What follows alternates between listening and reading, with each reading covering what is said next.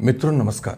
जब भी हमारे साथ कभी कोई आपराधिक घटना घटित हो जाती है तो उस आपराधिक घटना की सूचना हमें पुलिस थाने पर देनी होती है और उस सूचना को देने के लिए या तो हम मौखिक रूप से दे सकते हैं या उसकी लिखित शिकायत बना करके थाने पर दे सकते हैं।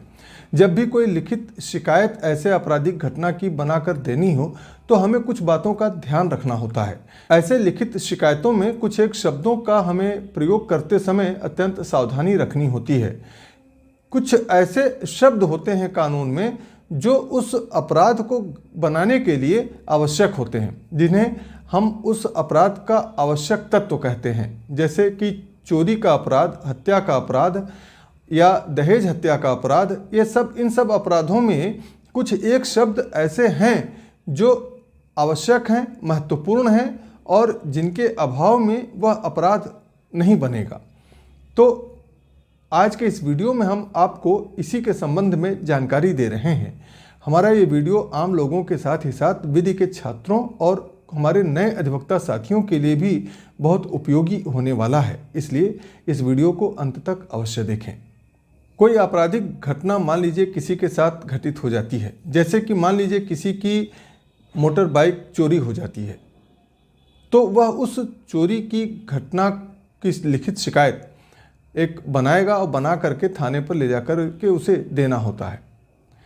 उस लिखित शिकायत में बाकी सारी चीज़ों का तो वर्णन किया ही जाएगा, उल्लेख किया जाएगा, साथ ही साथ इसमें हम उस समय का भी लिखना होता है कि जिस समय यह घटना घटी, और उस स्थान को भी लिखना होता है कि जिस जगह से ऐसी बाइक चोरी हुई।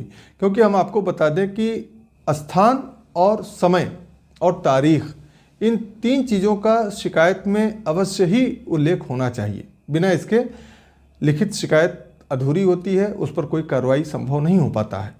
इसके साथ ही साथ उस लिखित शिकायत में जो हम घटना का उल्लेख करेंगे तो कुछ एक ऐसे शब्दों का भी हमें उल्लेख करना चाहिए जिससे कि उस आपराधिक घटना को समझने में आसानी हो जाए।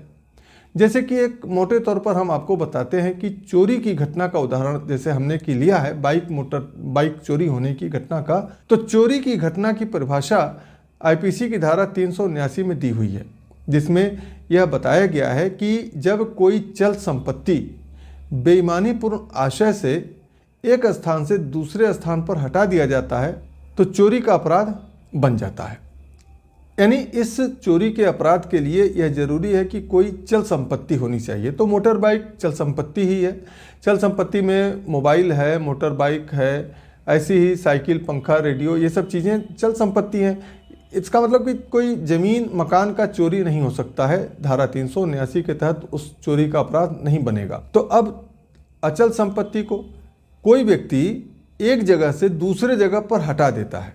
मान लीजिए कोई मोटर बाइक एक जगह पर खड़ी है, उसको हटा करके दूसरे जगह पर रख देता है, तो चोरी के लिए यह भी एक जरूरी तत्व है। और इस प्रकार से जो हटाता है वह बेईमानीपूर्ण आशय से होना चाहिए, इंटेंशन उसका बेईमानी पूर्वक होना चाहिए। बेईमानीपूर्ण आशय होगा तभी चोरी का अपराध बनेगा। क्योंकि मान लीजिए अगर कोई मोटर बाइक सड़क पर खड़ी हुई है, उससे ट्रैफिक जाम हो रहा है और एक व्यक्ति वहाँ से उसको इस सद्भाव से हटा दे कि रास्ता क्लियर हो जाए, गाड़ियाँ जो ट्रैफिक जाम लगा है वो ना हो, तो एक जगह से दूसरे जगह तो हटा दिया, लेकिन ऐसा उसने बेईमानीपूर्ण आशय से तो किया नहीं है, इसलिए चोरी का अपराध नहीं बनेगा। मान लीजिए कोई व्यक्ति एक जगह पर बाइक खड़ी करके गया, वापस आया तो देखा कि वहाँ पर उसकी बाइक नहीं है, बाइक कहीं किनारे पर रखी हुई है, थोड़ी दूरी पर रख दी गई है, और उसने सीसीटीवी कैमरे से देखा कि अरे फलां व्यक्ति ही इस मोटर बाइक को हटा करके यहाँ से वहाँ रख रहा है। तो अब उसने सोचा कि भाई ये तो हटा दिया, अपराध तो हो गया, चोरी का अपराध बन गया। उसके खिलाफ लिखित शिकायत दे करके जा करके थाने पर दे दे कि इन्होंने मेरी मोटर बाइक को एक जगह से दूसरी जगह पर हटाया है, इसलिए चोरी का अपराध इन्होंने किया है। लेकिन इसमें एक तो बेईमानीपूर्ण आशय शब्द का इस्तेमाल होना चाहिए और उस शब्द को साबित भी होना चाहिए। यानी कि अगर हम सिर्फ यह लिख दें कि ए ने मेरे मोटर बाइक को एक जगह से दूसरे जगह पर बेईमानीपूर्ण आशय से हटाया है, तो चोरी के लिए आवश्यक तत्वों का तो इसमें उल्लेख हो गया, लेकिन सिर्फ इतने से ही चोरी का अपराध नहीं बना, क्योंकि जब उस आरोपी को बुला करके पूछा जाएगा और यह जांच होगी तो यह साबित हो जाएगा कि उसने ऐसा सद्भाव पूर्वक किया था, तो इसलिए चोरी के अपराध का दोषी वो नहीं होगा। लेकिन हमारा इस उदाहरण में ये कहने का मतलब है कि बेईमानीपूर्ण आशय शब्द लिखना चाहिए। ऐसा लिखने से उस अपराध को समझने में आसानी हो जाता है और उस पर कार्रवाई होना थोड़ा आसान हो जाता है। इसके ये तो एक छोटा उदाहरण था। मान लीजिए किसी दहेज हत्या का मामला है, धारा 304B का मामला है, जिसमें एक नवविवाहिता की मृत्यु विवाह के 7 वर्ष के भीतर हो गई। तो ऐसे मृत्यु को दहेज हत्या का मामला माना जाता है।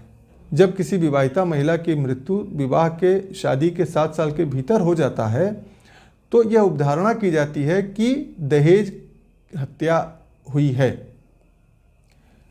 लेकिन जब दहेज हत्या की FIR लिखवाई जाती है तो इसमें एक शब्द होता है सून बिफोर डेथ, यानी मृत्यु के ठीक पूर्व।